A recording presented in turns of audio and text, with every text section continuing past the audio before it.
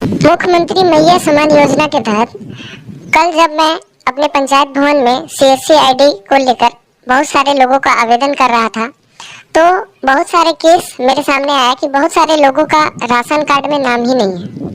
अब वैसी महिलाएं भी हमारे पास पहुंची थी जिनका राशन कार्ड में नाम नहीं है, तो किन्हीं का वोटर आईडी कार्ड नहीं है, तो किन्हीं का आधार कार्ड नहीं बना हुआ है।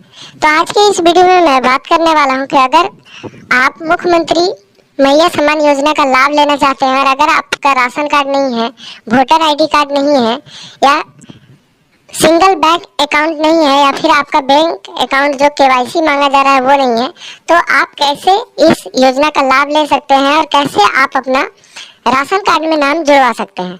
तो वीडियो में बने रहिएगा। और अगर मेरे चैनल पर नए हैं तो प्लीज चैनल को सब्सक्राइब कर लीजिएगा ताकि झारखंड से जुड़ी जानकारी सबसे पहले आपको मिल सके।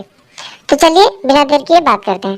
तो जैसा कि आप सबको पता होगा कि झारखंड में एक बहुत ही महत्वाकांक्षी योजना झारखंड सरकार के द्वारा लाया गया मुख्यमंत्री मैया समान योजना।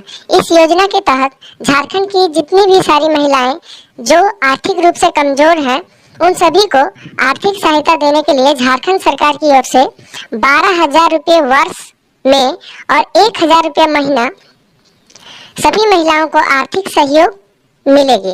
इस योजना के तहत कल से ऑनलाइन आवेदन होना चालू हो चुका है, लेकिन ऑनलाइन आवेदन करने में भी अभी बहुत सारी कठिनाइयां आ रही है। जैसे कि मैं खुद सीएससी आईडी से ऑनलाइन कर रहा हूं, तो 2 दिनों में मात्र 10 आवेदन अप्लाई कर पाया हूं, क्योंकि उसका जो साइट है वो बहुत स्लो है। क्योंकि जब भी आप किसी साइट पे एकाएक बहुत सारे लोग पहुंच जाते हैं तो वो साइट जो है सो क्रैश कर जाता है।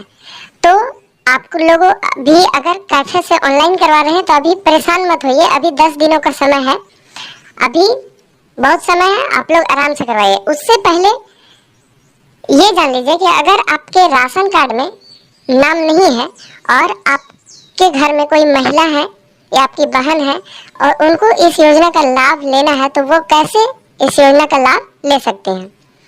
तो मैं सबसे पहले आपको बता देता हूँ कि अगर किसी महिला का राशन कार्ड में नाम नहीं है और वो जुड़वाना चाहती है तो कैसे जुड़ सकता है। तो और एक बात, जैसे बहुत सारे लोग ये सोच रहे हैं कि ये योजना का लाभ कुछ ही दिनों के लिए मिलेगा, तो ऐसा नहीं है।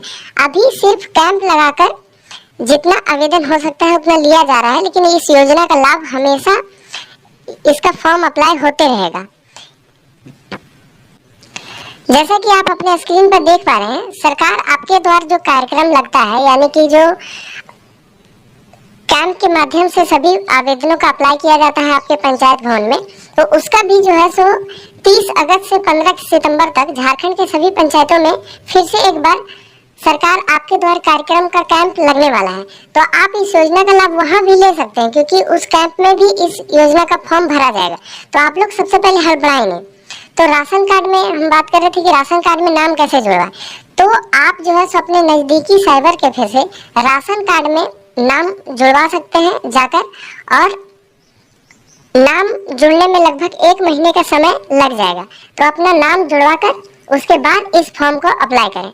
और बहुत सारी समस्याएं देखने को मिला, जैसे कि बहुत सारे लोगों का क्या है कि पति पत्नी का ज्वाइंट खाता है। तो मैं इस वीडियो के माध्यम से आप लोगों को बता दूं कि इस योजना के तहत, यानी मुख्यमंत्री मैया समान योजना के तहत, जो लेडीज, जो महिला इस योजना का लाभ लेंगी या जो बहन इस योजना का लाभ लेंगी, उनका ज्वाइंट खाता नहीं चाहिए। सीधे उसमें लिखा गया है कि लाभुक का जो है सो सिंगल खाता होना चाहिए, यानी खुद का खाता होना चाहिए, उसमें किसी भी फैमिली मेंबर का और ज्वाइंट नहीं होना चाहिए। और बहुत सारे लोगों का क्या है कि आधार कार्ड और वोटर आईडी कार्ड में जो है सो जन्म तिथि दोनों अलग अलग है। और बहुत सारे मामले मेरे सामने देखे हमने कि राशन कार्ड में किसी लाभुक का नाम कुछ और है और आधार कार्ड में कुछ और है। तो आप जो है सो आपका राशन कार्ड सुधारने में बहुत समय लगता है, तो आप अगर आपका सहूलियत होता है तो आप आधार कार्ड सुधरवा लें, या फिर अगर राशन कार्ड में ही नाम सुधरवाना है तो राशन कार्ड में ही सुधरवा लें। बहुत सारी समस्याएं मैंने अपने पंचायत भवन में जब आवेदन मैंने ले रहा था तब मैंने देखा, तो लगा कि मैं इस पर एक वीडियो बना दूं। और एक समस्या देखने को मिला कि आवेदक जितने भी हैं वो बहुत सारे फर्जी भी आ रहे हैं।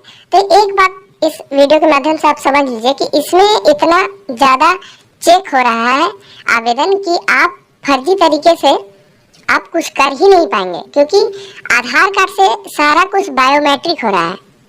तो आप जैसे ही फर्जी कुछ करना चाहेंगे तो वो सिस्टम में अपलोड ही नहीं लेगा, क्योंकि जब आप इस आवेदन को पूरा भर के और CSC ID के तहत आप अप्लाई करने के लिए देते हैं तो आपको फिंगरप्रिंट से अपने अंगूठा यानी थंब भी लगाना पड़ता है। तो वहीं से आपका जो है सो ऑटोमेटिक सारा जो डाटा होता है आपका आधार कार्ड का वो सारा आ जाता है। तो आप किसी भी तरह का इसमें कोई भी गड़बड़ी नहीं कर पाएंगे। और बहुत सारे लोगों के मन में सवाल था कि अगर कोई झारखंड की निवासी महिला है और कहीं दूसरे राज्य में रहती है, काम करती है या फिर कुछ करती हैं, तो वो क्या वहां से फॉर्म को अप्लाई कर सकती हैं? तो बिल्कुल हाँ। जैसा कि आप सबको पता होगा कि पूरे देश में CSC ID जब आप नज़दीकी किसी कंप्यूटर दुकान में जाते हैं तो वो बहुत सारे तरह के फॉर्म को अप्लाई करते हैं। तो उनके पास गवर्नमेंट की ओर से एक CSC ID होता है, यानी कि कॉमन सर्विस सेंटर का ID होता है, जिससे आप बायोमेट्रिक से पैसा निकालते हैं या टिकट बुक करते हैं, तो वो होता है।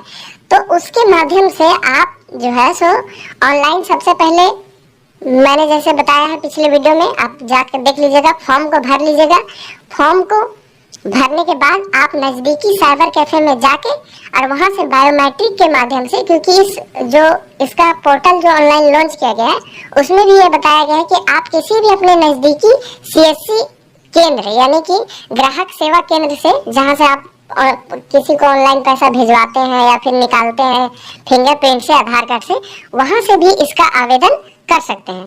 तो आई होप, मुझे लगता है कि आपको ये वीडियो समझ में आया होगा। अगर ये वीडियो आपको लगता है कि अच्छा है तो प्लीज चैनल को